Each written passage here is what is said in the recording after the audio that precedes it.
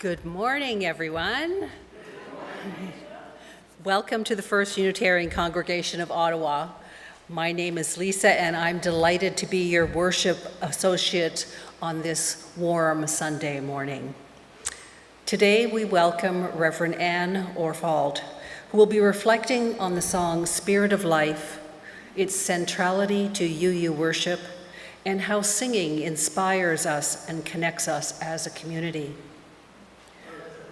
This service is dedicated to the composer Carolyn McDade and to her life of activism and creativity.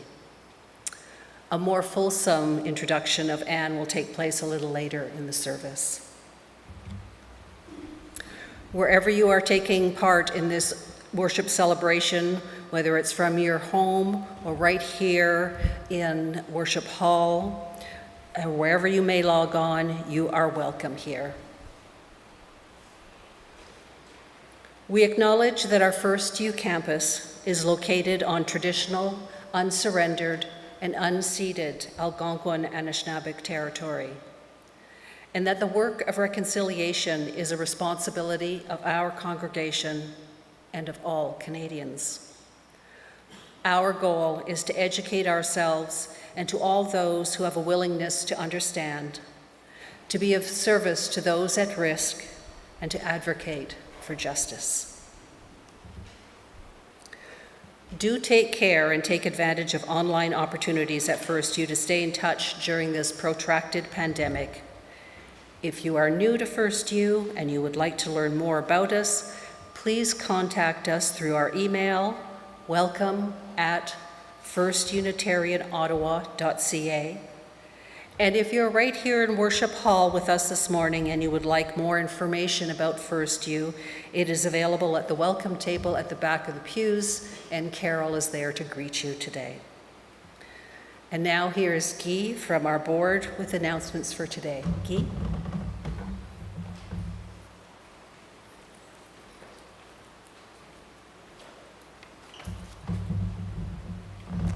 I feel so tall.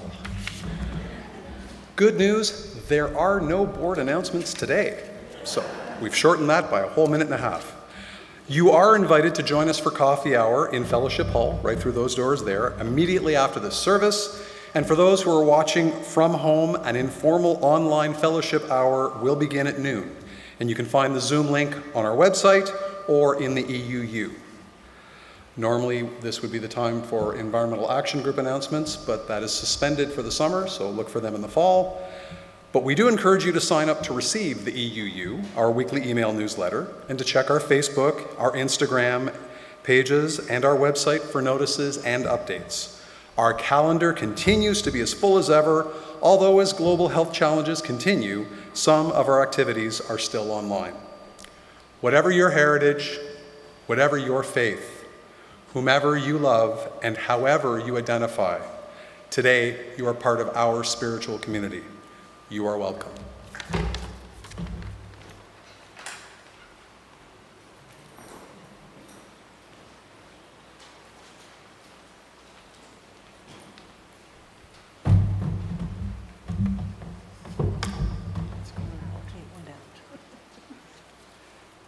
We were so prepared.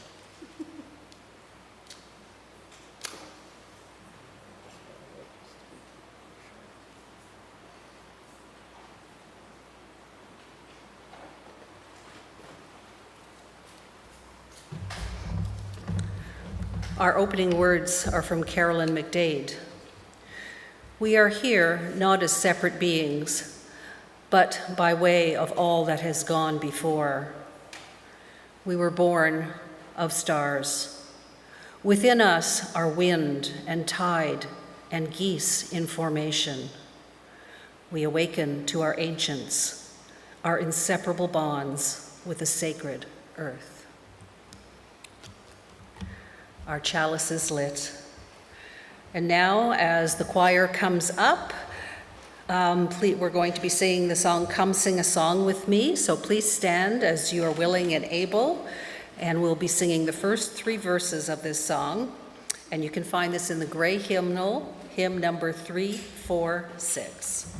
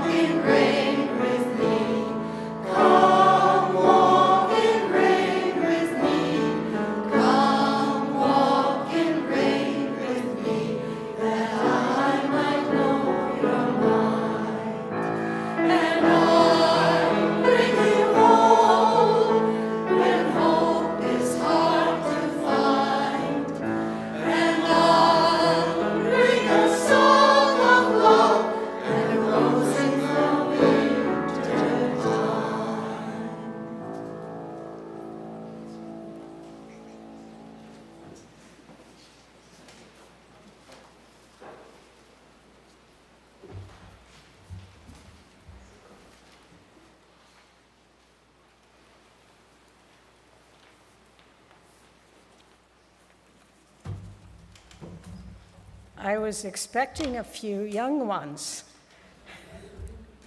but it does say a time for all ages. So I'll go ahead. Yes? Is that a signal? Absolutely. Where? Oh, there are young ones here. Isn't that wonderful? Sorry. So this is Raggedy Ann. She lives in my room at Unitarian House. I love her name, Raggedy Ann. Sometimes when I am feeling ragged, she gives me some comfort. She's a really good listener. She never talks back to me. She never tells me, don't feel like that. She and I want to tell you a short story. This is a real story about my daughter, Catherine. And I got Catherine's permission to share this. Catherine is a grandma now, but when she was a little girl in school, she was singing along with the class, really enjoying it. And all of a sudden, the teacher called her out, "Kathy, you're off key." What do you think about that? She sat down, she turned red, she felt ashamed, humiliated. The teacher might as well have said, "Stop singing," because that's in fact what happened. Kathy stopped singing. She didn't feel confident for years, actually. So what I want to say today is no one should ever be told not to sing. I've been reminded by a friend this morning I should also say you don't have to sing. So when I say come sing a song with me, that's an invitation, not a command. But singing is a wonderful way to express our feelings. It's a way that we tell stories about what's important to us. I know a number of you have been out on demonstrations of various kinds, probably carrying a placard, maybe marching along. And if you sing together, it's that much more powerful. And also, we sing together as a congregation. And I think that's a way that we really build community and feel connected to each other. What helped Kathy eventually was joining LRY. Some of you might be old enough to remember LRY, but that's the group that preceded YRUU, and that's the youth group. So when Kathy went to a youth conference, the leader and the other youth that were there gave her the confidence and the encouragement, and she started to sing with a full voice again. And I've even got a picture of her with a guitar singing in a coffee house when she was a teenager. Now she sings to her granddaughter. And we were going to sing the children out. I guess we're going to still do this. And I want you to imagine the young people here. We have words in this song that say something about as you go. Well, I want you to think about that as you go through life, not as you go out of this room.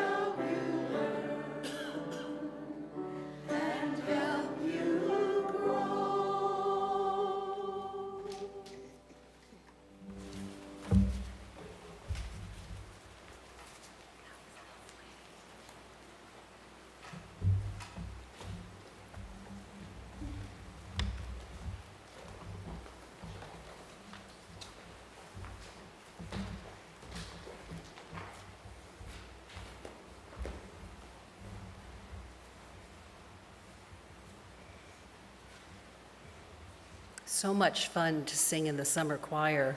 If anybody wants to join, we meet at 9:45 every Sunday.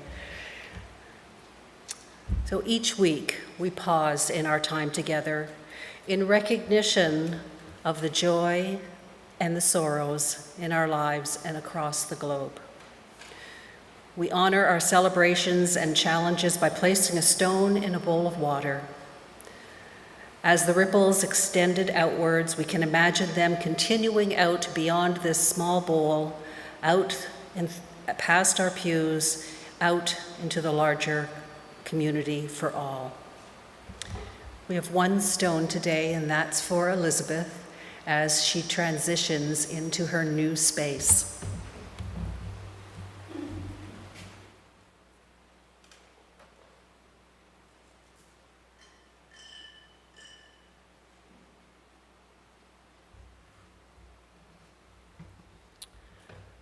I now invite you to come forward in silence to put a stone in the bowl that represents either a joy or a sorrow for yourselves personally, Please come forward.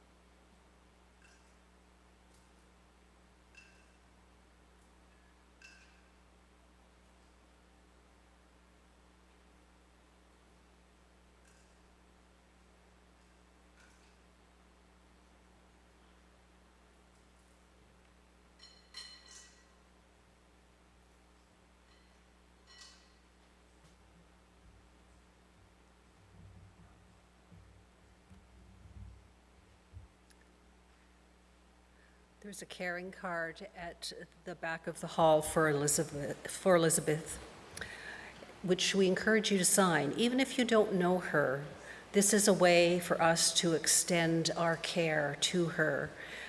She's someone who's given a lot to this community. I now invite you into a time of stillness and reflection.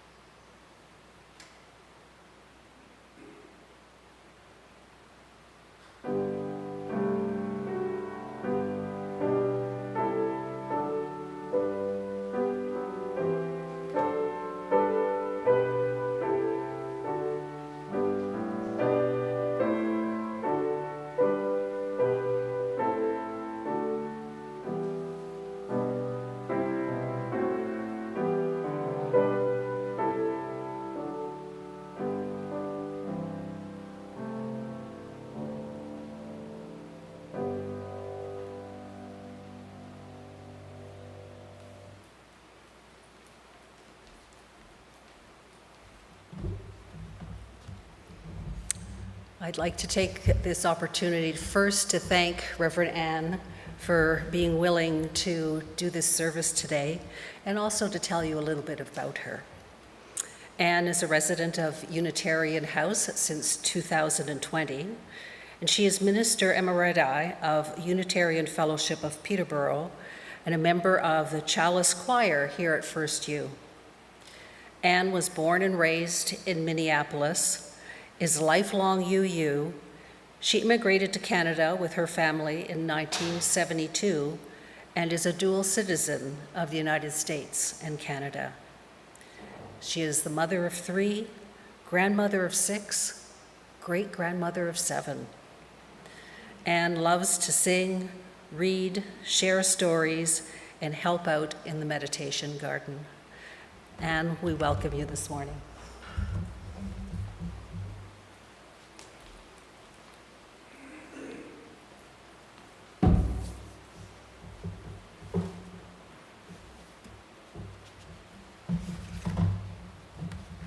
think I should apologize to Lisa and Guy for how tall they are today.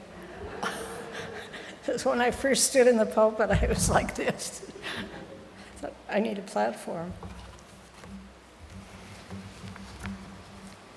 I wore this to just prove that I earned that rev, but I'm going to take it off now because I'm so hot. With your permission. I remember, I think it was one of the, if not the first time, Eric stood here, and he was all dressed up. It was in August, with the whole regalia, and he was given permission to take his jacket off, right? Oh, it creaks. I'm gonna have to stand still. The song Spirit of Life has come to be sung in many, if not most, Unitarian Universalist congregations every week, and I've been reflecting on how peculiar that is. And I don't mean peculiar in the sense of weird. What I mean is peculiar in the sense of something unusual. I have spent my life in this faith tradition, and I can think of few liturgical elements of our services that have become quite so familiar, so constant, sacred almost. Yes, I think I'll say sacred. Perhaps lighting the chalice is another. But in many ways, ours is a religion that evolves, and many elements of our services vary from week to week, vary from congregation to congregation, and certainly from one decade to another. We seem to like variety. I have even heard it said here more than once when someone was about to share a reading, sorry if you've heard this before. No one says sorry about singing Spirit of Life every week. There may be people who get tired of it, I don't know. But I just want to declare for myself, I love it. I love to sing it. I love the familiarity of it. I love the succinct way that expresses so much of what's essential to my faith. Opening myself up to be touched by the Spirit, singing from the heart, responding with compassion, creating justice, connecting with nature, honoring our roots and our freedom. While the words of this song do not speak directly of community, in many ways, this is truly what the song means to me as well. We sing Spirit of Life every week as a community, as do so many others. The Universalist Church in Minneapolis, where I grew up, included the Lord's Prayer every Sunday when I was a kid. You might remember Alex speaking to us a few weeks ago, reminding us that we've come out of the Christian tradition, and that's a good example. But they don't recite the Lord's Prayer in the Universalist Church in Minneapolis anymore. They do sing Spirit of Life every week. And when Reverend Linda was speaking to this congregation back in March on the subject of prayer, I remember thinking to myself, Spirit of Life, that's our prayer.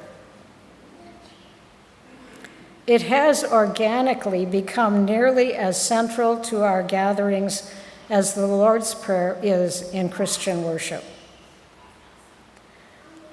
Carolyn McDade, who wrote the music and the original English words, has said that for her, Spirit of Life is a prayer. She doesn't think of it as a hymn, but a prayer. Carolyn is a singer, songwriter, feminist, peace activist, environmentalist, and so much more. Activism has been her life, and singing has been her vehicle for connecting with and inspiring others.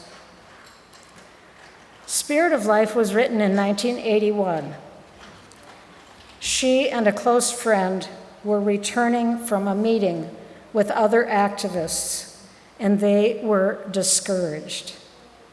I'd say they were feeling raggedy.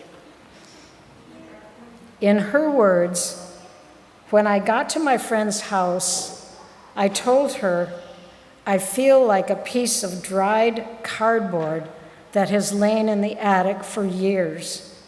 Just open the door wide and I'll be dust. I was tired, she says, not with my community, but with the world.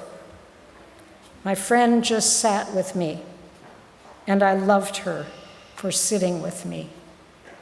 I love that line. She just sat with me, and I loved her for sitting with me. After leaving her friend, Carolyn entered her house in the dark, found her way to the piano, and prayed that she would not drop out, but would continue her activism. And then from her heart and her hands and her voice came the song, Spirit of Life. While exploring this topic, I have immersed myself in Carolyn McDade's story, her poetry, several of her CDs, and just a few of the hundreds of songs she has written. I will tell you more of her story in a moment, but first I am going to invite you to sing Spirit of Life with her original words and encourage you to enter into it as if for the first time, if that is possible. It's number 123 in the gray hymnal. I believe the words will also be over my head. And as you sing this song, reflect on what these words mean to you. Do they nourish you? Do they challenge you? Do they inspire your activism and help you keep the faith? We're all going to remain seated while we sing Spirit of Life.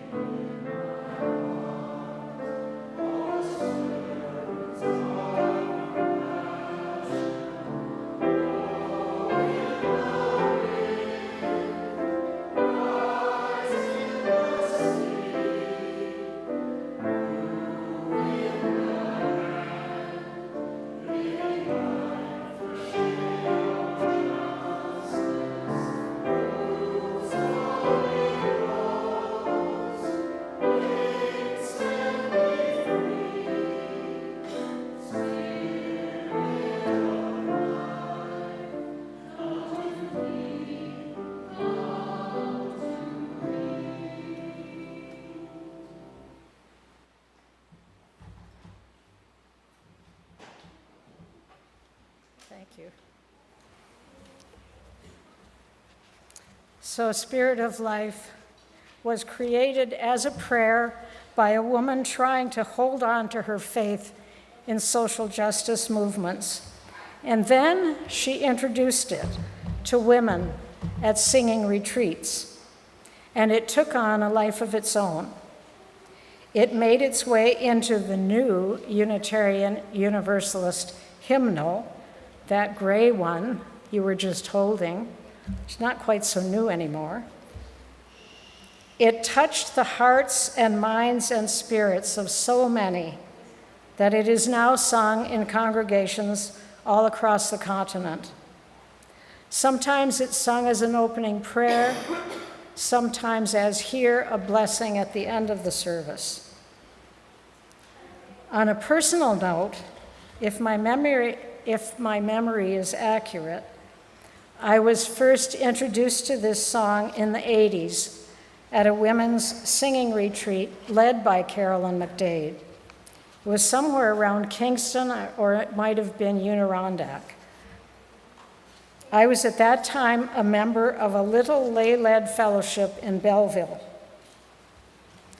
And coincidentally, around that same time, my mother, as a member of the First Universalist Church in Minneapolis, included a photocopy of it in a personal letter to me. She said, "This is a beautiful hymn we learned today." I don't think she'd ever photocopied a hymn and sent it to me before. When I did my ministerial internship in London, Ontario, back in the 90s, they were singing it with 3 added verses, and I'll say more about that in a moment. The congregation in Peterborough was singing Spirit of Life when I arrived to serve them in 1994. And then my successor, Reverend Julie Stoneberg, added gestures to accompany the words. We sang it right after the chalice lighting, and I remember being so moved that the children, even those too young to read, learned it and joined in. This congregation in Ottawa is the only one that I know about that sings the first half of the song in English and the second half in French. I understand that it used to be sung in full in both languages. And we're going to do that today, but we'll sing the French translation at the end of the service. Back to those additional verses that were added, might have been anonymous, I'm not sure. When it came to the attention of Carolyn McDade that various people were adding verses, she was frankly not pleased. She made it known that the song was complete as it was. So the UUA helped her by publishing her request that no verses be added, and I know London honored that request. On the other hand, I am told she welcomed translations in other languages. In 2001, the Canadian Unitarian Council published a book of readings and songs in French, intended for Francophone UU worship. It was edited by Reverend Ray Drennan, the minister of Montreal at the time. And so the French translation, which we sing here, came from that book. I'm going to show it to you. It's in the library. I took it out. I couldn't see that anybody else had ever taken it out, but it's there for you to borrow after I return it. The journal that comes out of Boston, the UU World, published an article about Carolyn McDade in 2007, which included an interesting story about the song we started with, Come Sing a Song With Me. Carolyn had omitted that one from the songbooks that she distributed when she did women's retreats. She is quoted as saying, "It's so sweet, and I don't like sweet songs." But others did love it. And so it also got included in that gray hymnal. And now I'm quoting from that UU World article. McDade speaks of her songs as her teachers, but Come Sing a Song had kind of a time-delayed teaching for her. In the 1980s, the chaplain of the Women's State Prison in Framingham, Massachusetts, asked her to come do a music program. She brought the song mainly because it was easy to learn, but the prisoners sang it in a way she'd never heard. She had to stop singing and listen. And she says that song needs context. I'll give you hope when hope is hard to find. And they had context to bring to it. It went from sweet to profound. There are 4 of Carolyn McDade's songs in our hymn books. but she does not call herself a Unitarian Universalist, simply a woman of faith. Her family were Southern Baptists. She was born in 1935. At a young age, she was aware of the horrors of war and also the silence of the churches. She has said she became a peace activist in her youth. When a friend introduced her to a UU congregation, she met allies, and she marched in her first anti-war demonstration. When she moved to Massachusetts, she became active in Arlington Street Church, one of the UU congregations in Boston, and she took on some leadership roles. Always she was drawn to work with others on causes of social justice, anti-racism, human rights, and environmental causes. But she moved on from congregational life. Those of you of her demographic, and it's mine too, will remember the huge impact of the feminist movement in the 70s. This was a time of awakening for many of us. Just a little sidebar here, it never occurred to me as a kid that a woman could be a minister. There were none in my experience. When she was in Boston, Carolyn met a young woman minister who invited her to put together the music for a UU women's service, one of the first. McDade wanted selections by women and was shocked to find that there were very few. And so she sat down at her piano and began to write songs herself, always keeping in mind her 3 daughters and what she wanted to say to them.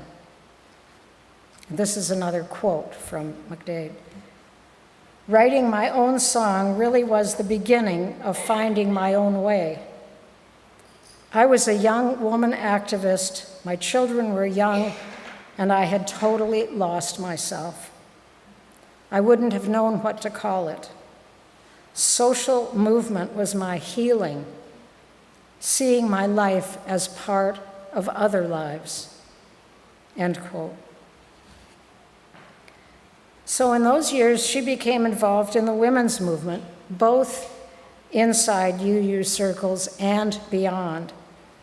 She chose to devote her time and her energy, particularly to ecumenical groups of women, including UUs, but also Protestants and some radical Catholic nuns. She created some 10 singing circles in both the United States and Canada. The women drawn to these groups did not necessarily consider themselves singers. Their bond was the social activism.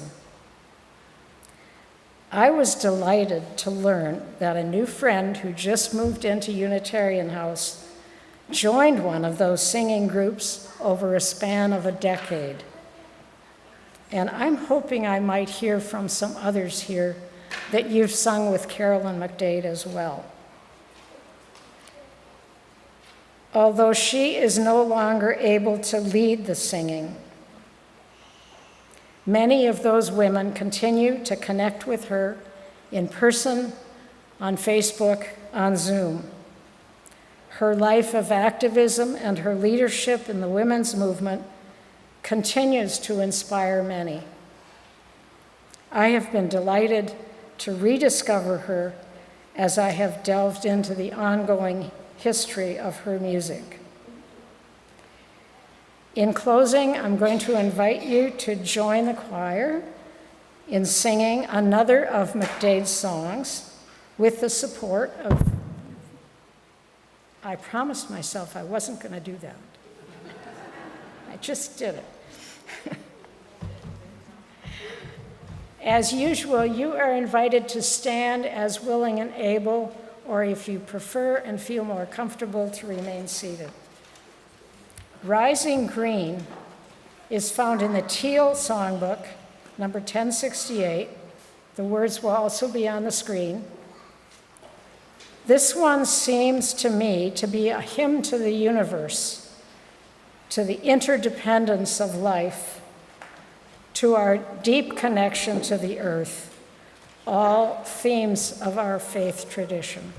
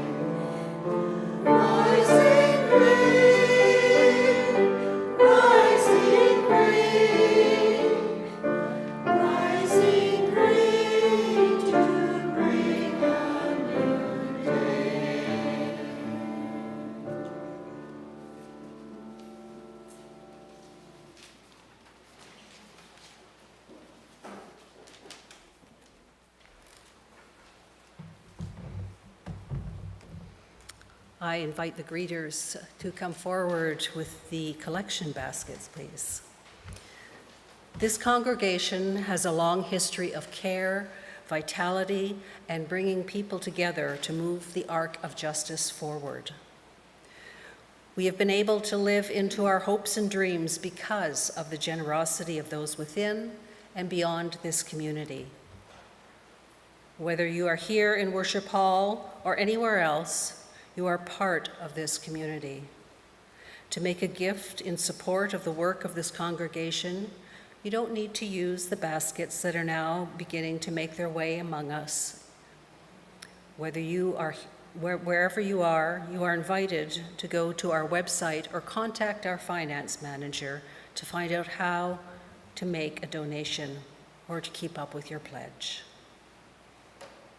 Our gifts are freely given and gratefully received. We dedicate these gifts to the work of this community of faith, serving human wholeness, caring for the planet, upholding religious freedom, welcoming the stranger, loving one another. Before we begin to close this time of worship and reflection, a reminder that the coffee hour will begin in Fellowship Hall through the doors to your right, immediately after the service. If you are here for the first time, or you have been here before but still feel a little new, we invite you to get your coffee or tea at the green mug table. The green mug will help us to recognize you as someone who is or feels new and allows us to greet you individually. And we hope that you come back often. For those watching from home, an informal online fellowship hour will begin at noon. You can find the Zoom link on our website or in the EUU. And you can subscribe to the EUU, our weekly newsletter, on the communication page of the church website. Also, leafy greens, courtesy of the wonderful people of Ajaski, are available to those here from the Grow Towers in the old volunteer room near Fellowship Hall. Our closing words come from Carolyn McDade.